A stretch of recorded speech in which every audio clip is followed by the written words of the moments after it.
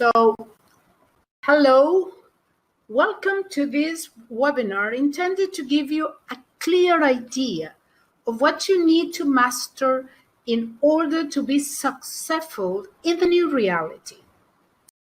The features of human societies around the world have been changing during the last decade and have been accelerated by the COVID-19 pandemic.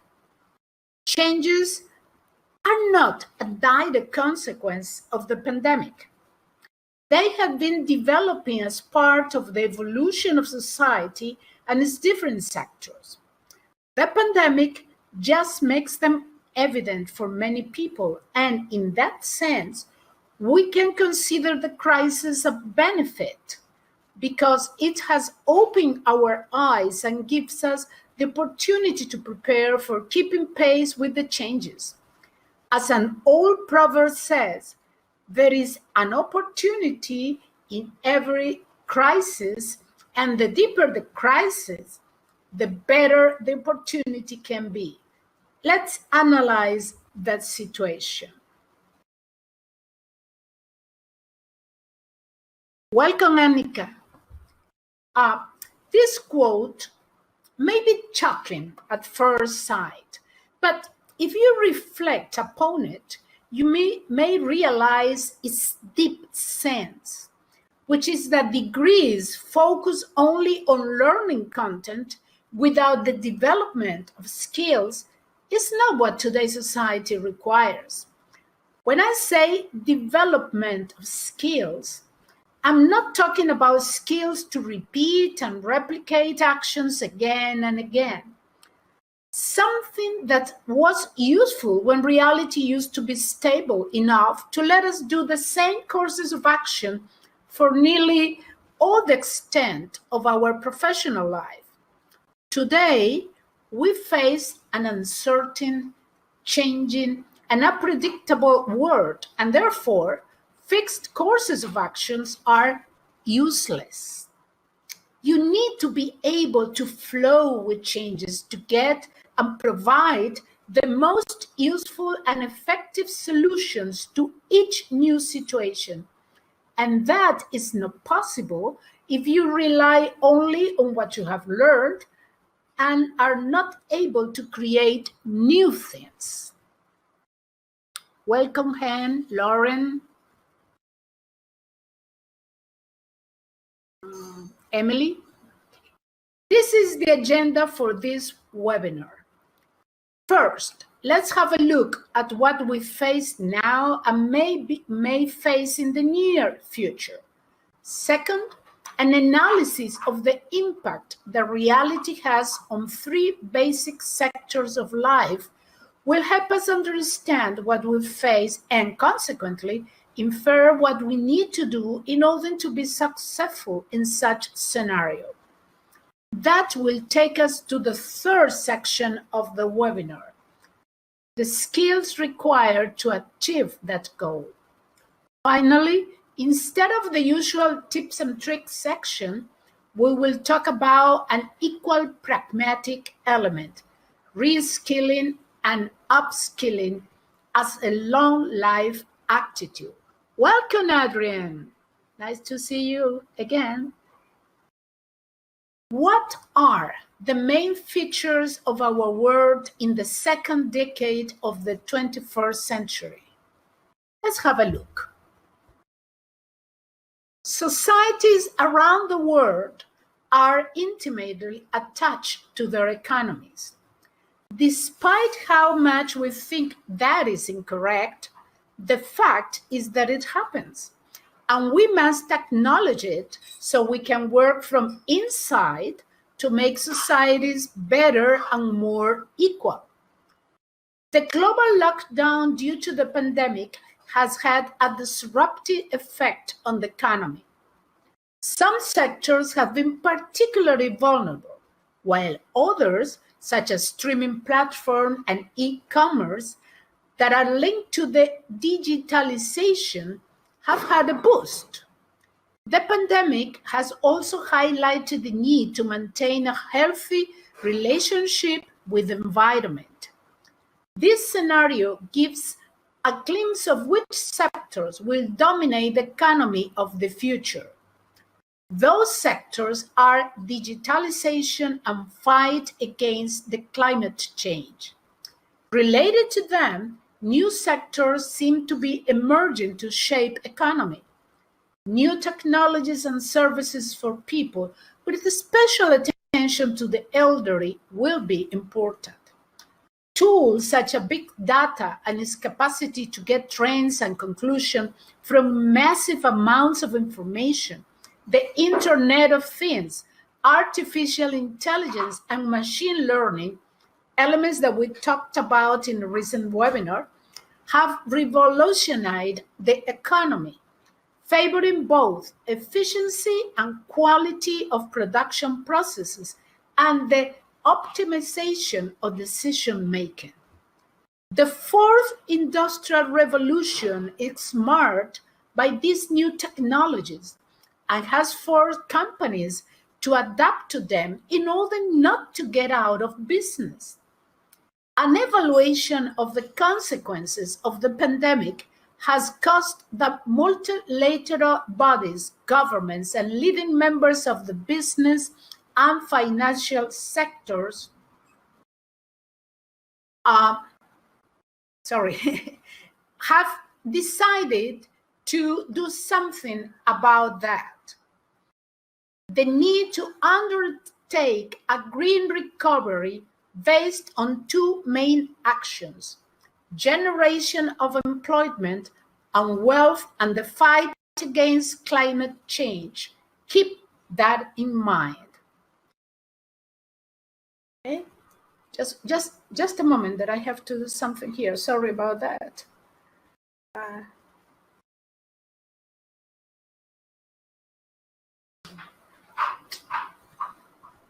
I'm sorry. Something happened here and disappeared some things, but don't worry. Okay. What are the, let's say, the main sectors for future economy? What are the things that we need to know in order to be ready for new things? In fact, during lockdown, some sectors have experienced significant growth: streaming platform in entertainment and online sales in retail, among others. Their strength, closely linked to digitalization, gives an idea of which sectors, together with those focused on sustainability, are in a position to lead economic growth in the future. The slide shows some of them. Green energy will help us to have an environment, a safe environment, in fact. Sustainable mobility will decrease pollution. Digital services are an important aspect of our life, even right now. Sustainable food has increased its importance because of the realization of how important it is for our health, and sustainable urban development based on sustainable infrastructures will be the key to create better, inclusive, and more livable cities. So this section has depicted the kind of context we are facing and will face for some time. Now, let's go into, just wait a minute.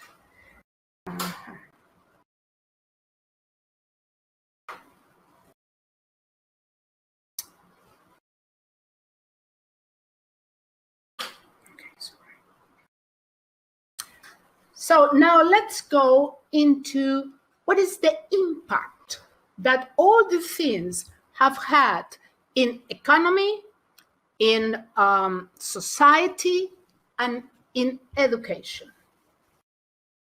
So if you see, the great lockdown has affected economy in such a way that it has been a greater impact than the one of the called Great Depression. So things at the economy size are changing. Oh, sorry, can you hear me? Oh, can you hear me, everybody? Just let me know, please.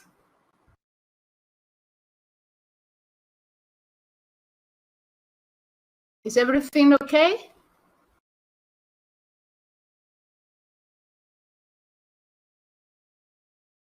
Please let me know.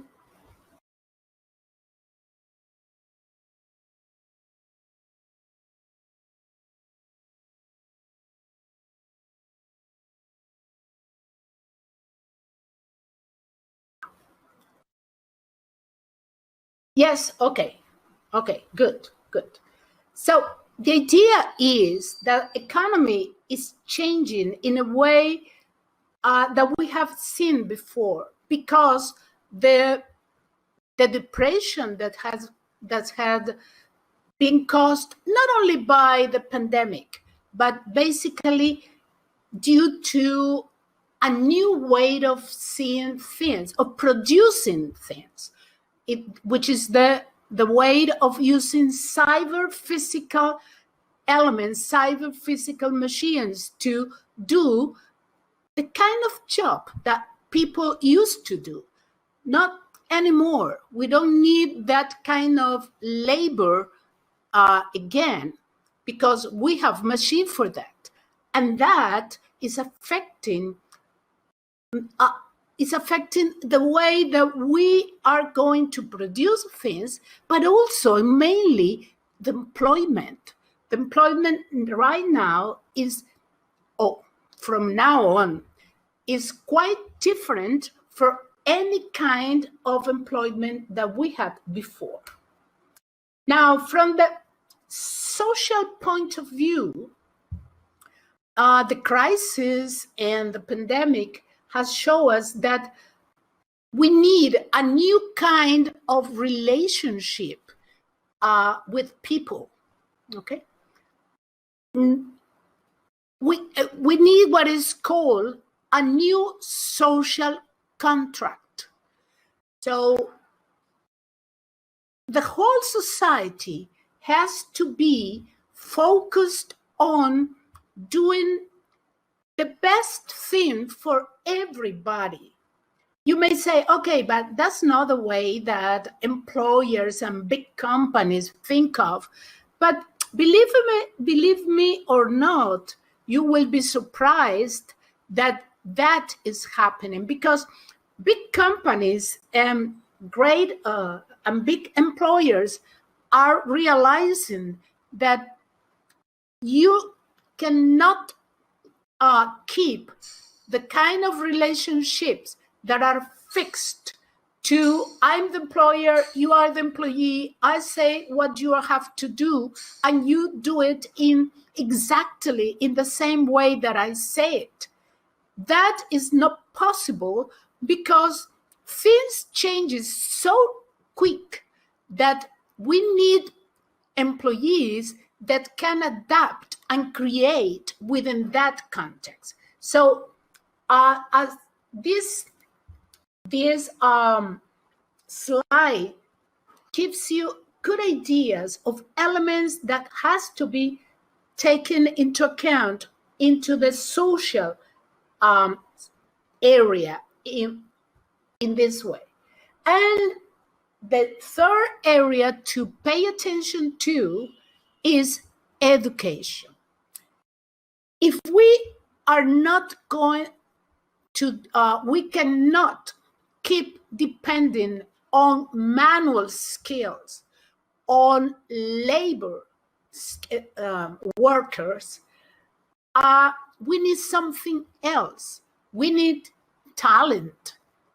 And that talent cannot be developed using the same kind of education that we have given students so far. No, now we need a different kind of education that is focused on the development of skills. not on learning contents. And remember the quote, okay? It's not a matter of having a degree if you don't have associated skills to that degree, and that those associated skills have to be cognitive and attitudinal skills that prepare you to work and to be successful and to create and to change things. So that is what has been called Education 4.0. And it is called in that way because it is the education needed to prepare people for the fourth industrial revolution. That it seems to be that very quickly will be the fifth industrial revolution. So a new education is needed, an education focused on skills. So you may think, okay, but what are those skills? Tell me, what are those skills? Well, let's have a look at the skill for the new reality. This is the whole list of 15 skills that was published in October 2020 by the World Economic Forum. You may have seen them in 10 skills, summarized in 10 skills, and those 10 skills have been developed by each area of working to reflect their own cases. But this is the original list published by the World Economic Forum. But let's have a look at this one by one according to the areas that into which we can group these skills. Here you have the first and perhaps the most important area. Or perhaps it's not the most important, but the one that has the most amount of skills. Problem solving, which is in fact a cognitive skills, is a cognitive area. Okay. 6 of the skills of the 15 list are cognitive skills. When you say analytical thinking and innovation, it means that you are able to take a whole thing, dissecting it into their parts, analyze the relationship among the parts, and then use that knowledge not to replicate old knowledge, but to produce new knowledge. It's different, okay? It's different from the traditional way of looking at analytical thinking. Okay, you can, you understand how something works, how something is composed of, but you use that knowledge to create new things. The second one is complex problem solving. And when we talk about that, first we have to know that a complex problem is one whose all parts are not easily known.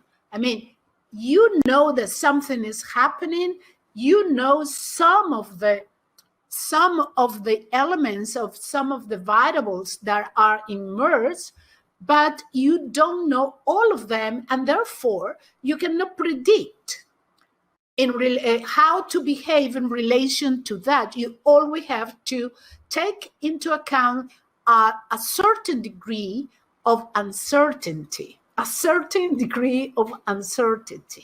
okay? For instance, if somebody say, okay, you have to do a research study about how to solve the COVID pandemic.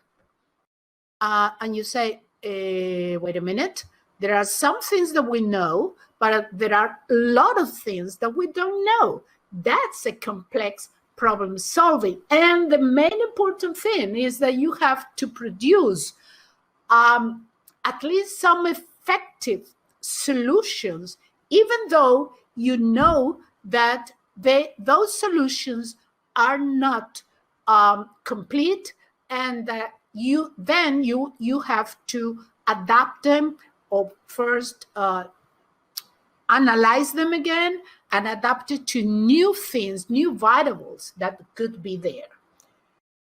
Then you have critical thinking and analysis. You know that we have conducted some webinars about this, critical thinking and analysis.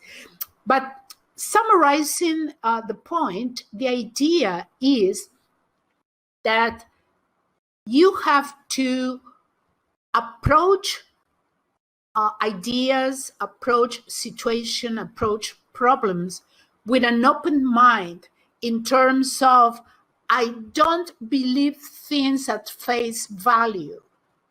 I have to understand the argument and evaluate the argument behind what I'm dealing with.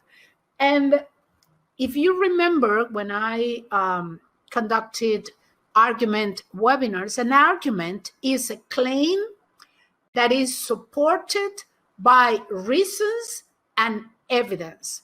And when you approach things in that way, let me tell you that you are critically thinking. And that means that you will be able to achieve a solution or an interpretation of the situation that is not imposed on you, or that is not influenced by somebody else. Creativity, originality, and initiative. In an uncertain world, it is absolutely necessary to be creative, okay? And produce new things in order to deal with new situations, and to have initiative to produce the things. So you don't have to wait till somebody tells you, oh, you need to create something new. Let me tell you something.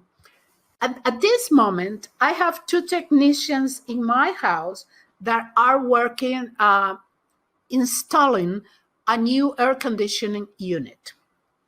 But the thing is that when they try to connect things, they realize that the original connection on the wall is different from many others.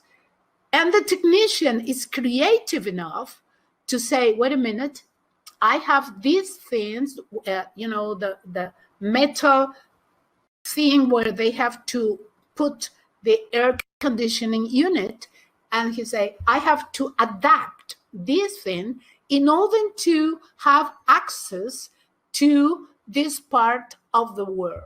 That's creativity, that's originality. And you don't have to think of creativity as something like produce a new art, a new artwork or something like that. No, it's that daily life creativity that can help you be successful when uncertainty is. And to tell you the truth, when I began this webinar, I didn't realize that my iPad has disappeared more than half of the notes for this webinar. So when I say, let me check something, is when I realize that the iPad has disappeared my notes. But here I am. I'm adapting to the uncertainty, and I'm doing this webinar without any notes, just by using my knowledge, my experience, and I hope I'll do it good. So the next one is reasoning, problem solving, and ideation. I mean, it's another part of problem solving, because the first one is solving problems, complex problems.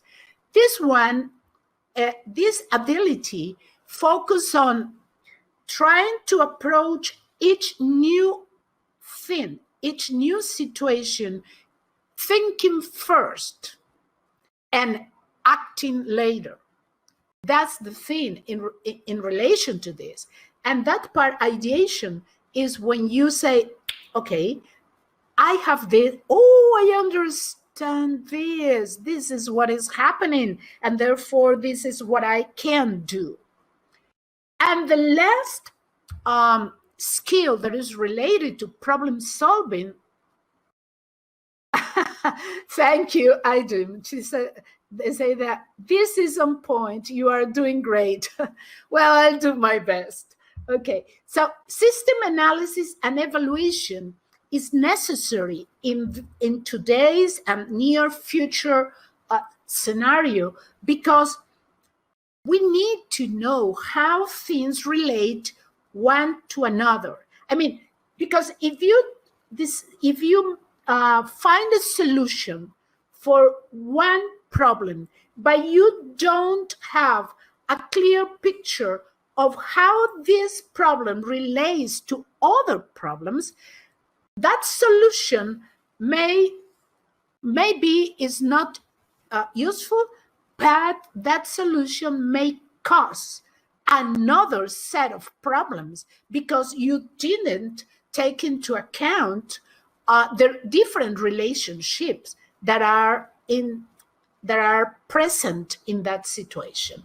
And you need to evaluate this scenario, evaluate the possible variables. And that's something that you have to do in your research study, okay? You need to do that. You need to think about your problem, true, but remember that you have to analyze that problem not in a vacuum, but as part of a complex and uncertain world. Okay, let's go to the next area of a skill. Three of the 15 skills are in the area of self-management. This is an attitudinal area. Something is the kind of skills that you need in order to, let's put it into this word, survive the experience of living. And the first one is active learning and learning strategies. That means that you have to be prepared cognitively and also attitudinal to learn your whole life. You have to be prepared for lifelong learning. And why? Because things changes so frequently that new things will be in your sphere of action. And you need to learn new things again. And that's part of the last section here that I'm going to talk about. And if the more you know and develop strategies to learn, the more opportunities you will have in order to do things, to adapt to new things. So this is a very, very important skill. Be prepared to learn your whole life. Be prepared to new things. Don't get mad or don't get depressed because you have to learn something new.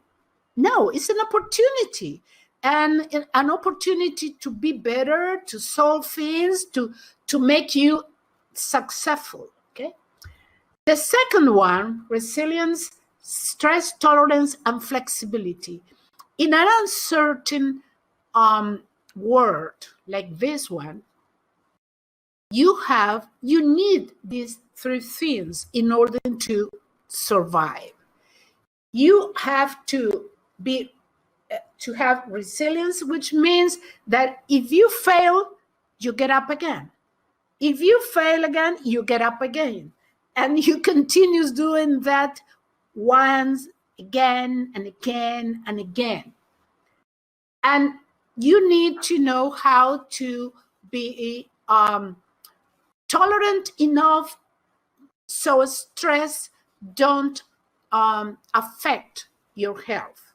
And that's why we have talked about meditation, exercise,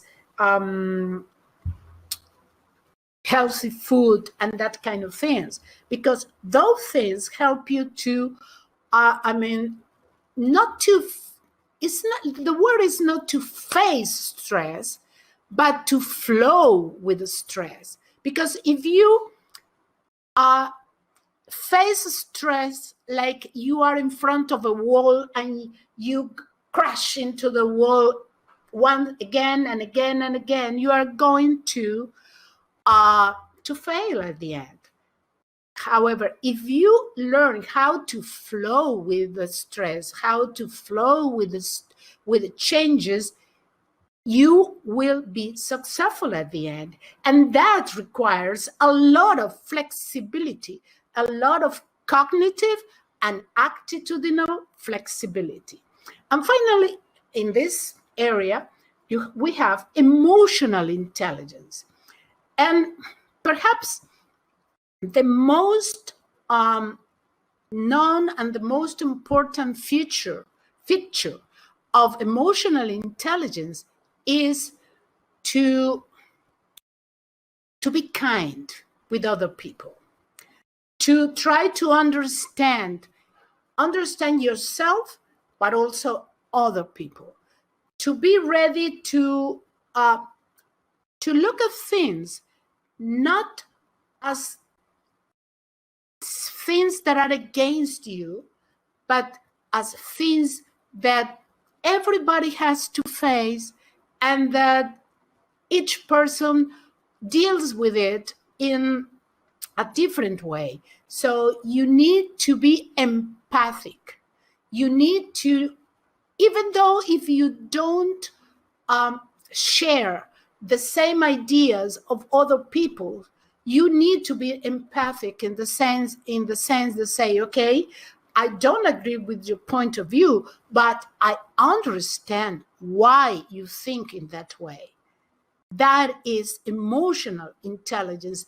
And in a world that changes, and in a world where you have to work with other people, that's a very, very important skill to master. And talking about people, the next area is working with people. If you reflect upon what is happening in this moment with team working through social media, to having food delivered to your house and that kind of things, you know that now we have to work with people. And to work with people means to work together, not to be I'm the leader or I'm the boss and you do what I say. No, that kind of thing. Not that kind of leadership. It's the kind of leadership that is the first skill there. It's the kind of leadership based on convincing, based on understanding other people. Is the kind of leadership in which you do not impose your points of view, you share your points of view, you change them in using other people's points of view. And it's a kind of what I said before, when you do a new social contract, a social contract in which everybody is important, in which even the employee that has the minimum wage is important because it's part of the whole process. It's part of the how mankind is dealing with.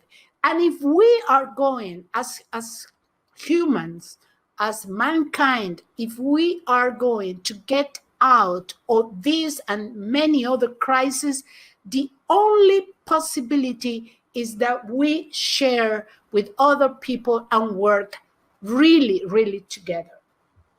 And the second one is troubleshooting and user experience. Now you can, I think that you can realize how important is for a business, for a big company, of even for one person, how important is to know how to handle conflicts with the users or with the customers, and how important it is to enrich the user experience. In fact, when you say, okay, Apple has the highest review news, something like that, in this year than any ever before, and you say, why? I think that the main reason is related to the user experience. To know that if you have a problem with an Apple device, you can go to any store in the world and say, here I have this problem, and they take care of you. That user experience is as important for the person who has just a small store to the one that has lots of customers all around the world. The next one is service orientation. As you can see, this word is tending to not necessarily to produce things, but to produce things taking into account what people needs or what you think people needs. And that implies that you need to be oriented to service. And when I say oriented to service, I'm talking about that you have the real or the kind of state of mind to say, I'm here to help you. I'm here to help you. And not only because you are going to buy something from me, but because I want you to feel satisfied. I want you to be happier. This has to be with the self-management skills that we talked about before. And the last one of the skills working with people are persuasion and negotiation. 4 skills, okay, in this area, which means that new employment is related not only to thinking, but also to feeling. And persuasion and negotiation is an important skill because you need, as I said before, a new social contract. You need to persuade people, and you cannot persuade people anymore, say you have to think this because I say that you think this, not even with your children. Or perhaps children are the less willing to be persuaded, in fact. And negotiation is a very important aspect because the least thing that you want to have is a conflict. So and when you have a conflict, you need to be prepared to negotiate. In other words, to give people things in order to you can have something from people too. Okay. Well, that's the part of the skills related to working with people. And look at this, only 2 skills are in fact dependable on technology. Because when we talk about skill for new reality, for new employment, you say, well, that has to be with technology. Yes, a part of it has to deal with employment, with technology, but only 2 out of 15 skills are directly related to technology. The first one is the one that is more accessible for all of us, which is technology use, monitoring, and control. So we need to be informed users of technology to know how to deal with technology, how to deal with softwares and hardwares and that kind of things, how to use them to get information, and how to control the programs and the hardware and so on. The last one is not for everybody, but for people who are really interested in creating new things in technology, which is technology design and programming. And there are lots of jobs that are being created related to this skill. Jobs where you need this specific skill. Like the one when I talk about big data, do you remember that I talk about miners, which are not who is looking for gold, but looking for gold information. And that is technology design and programming.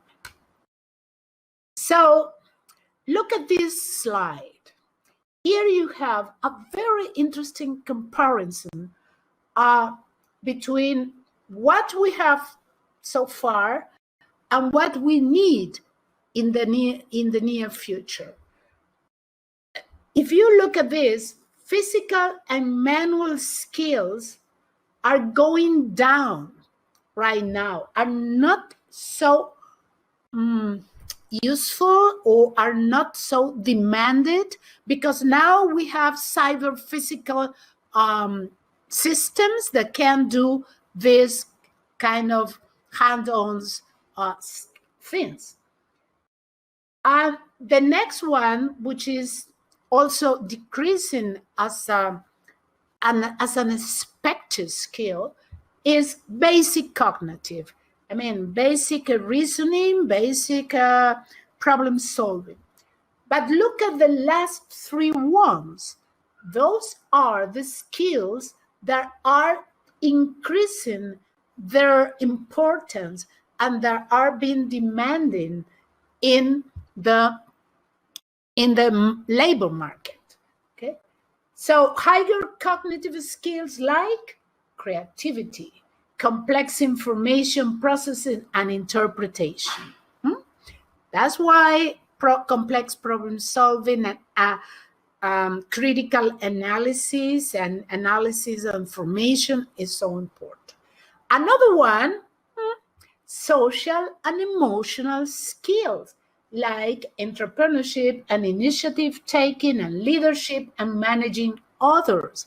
So look at how the 15 skills that I have already presented are related to what is happening. It's not something that the World Economic Forum decided, let's put that there, and that's important, put it there. No, it's something that is coming, is emerging from the trends of the employment. They use big data to understand this and to get all those things. And finally is the part of technological things that is, but listen, that here you have advanced IT skills, but also basic digital skills, which, if you remember, let's see here, these are the 2 skills related to this part of this slide, the last part of the slide. Okay?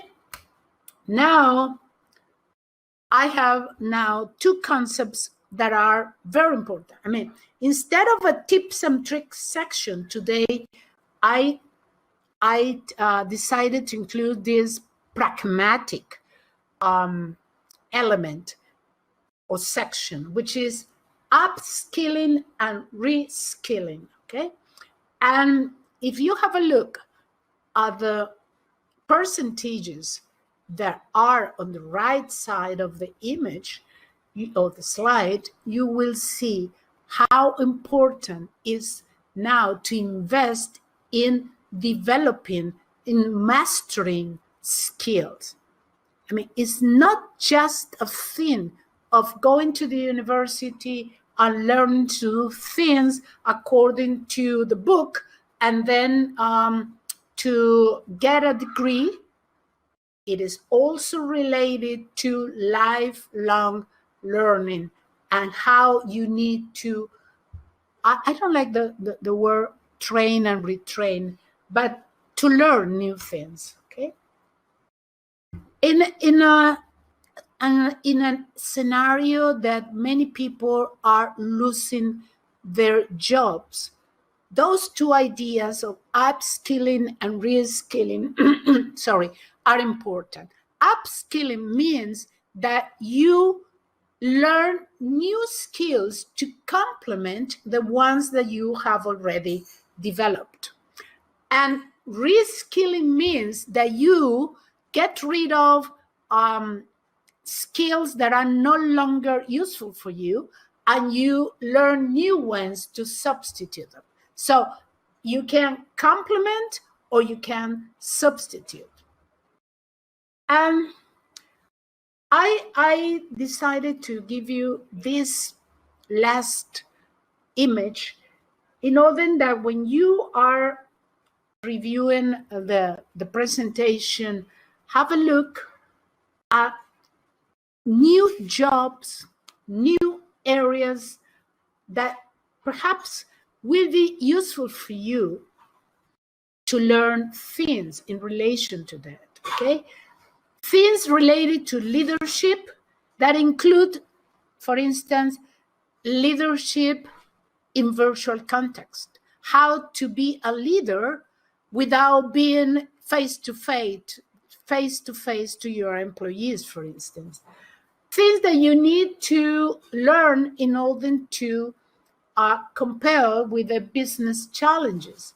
Things that you need to know in order to be successful in the virtual work. And things that you need to know in order to be resilient enough to survive the whole trip. Well, dears, I don't know if I be clear in my presentation, but I'll try to do the best to let you know that it's not time to be satisfied only with getting a degree and only with having a diploma or something like that you put on the wall. No, it's time to be ready to learn, relearn, and forget learnings that are not useful anymore. That's what you need to do in order to get jobs and keep your jobs, okay? Now it's not enough to go to a company and say, I'm an engineer, I'm a psychologist, I'm a doctor, I'm a mathematician, and so on. No, they are going to have you prove your skills. So pay attention to the 15 skills that I have presented today and be clever enough to prepare in advance. So that's why I included this curriculum map. Check it and say, what can I learn in this area? So when I'm going to look for a job, I already have that skill developed. So thank you very much for registering for this webinar, especially to the attendees. Sorry for, I apologize for my iPad's behavior, but I think that I, I give you my message and transmit you my message. Just let me know what do you think, any question that you may have or something like that. So Jacqueline says this was very good and useful. I'm very glad I had the time to attend. Thank you. Oh, I'm glad that you have attended in this case. Any comment? Any question?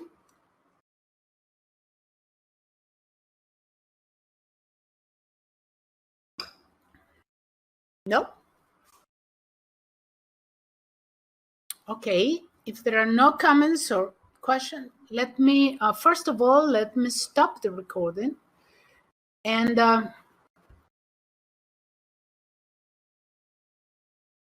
oh, thank you, Akajim. Thank you for saying that. For me, that's very, very important. Thank you for everybody who registered, and especially to these attendees that are always so nice coming to be with me in this webinar. Thank you.